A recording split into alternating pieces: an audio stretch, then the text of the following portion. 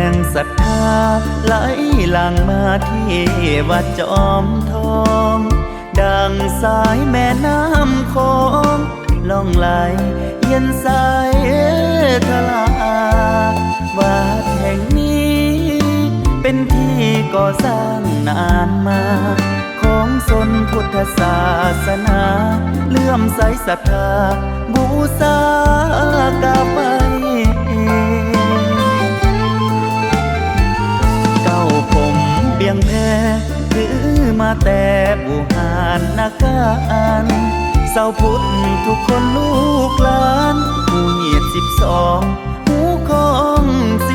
14มีความฮักแพงและมีความสามัคคีใต้เงาของห่มโพสีที่มีองค์พระสัมมา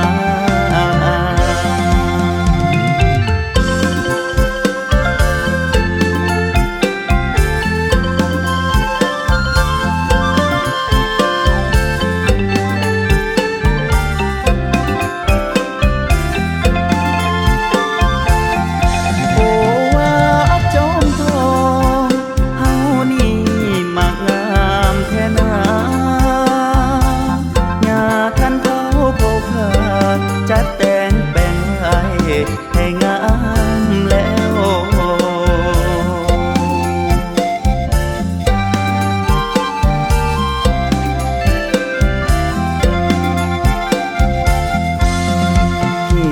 พี่น้องบ้านหอมเฮา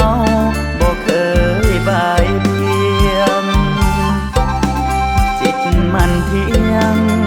บ่เคยปะอิดของเก่าเดิ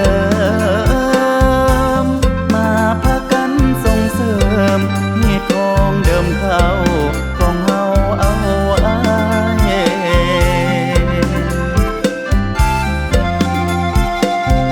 พี่น้องอยู่ไกลไกล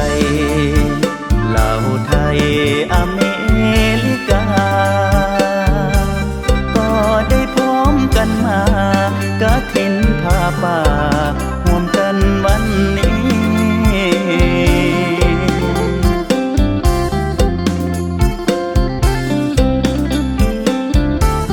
ขอให้ท่านโชคดีจิตใจชีวิตเบิกบาน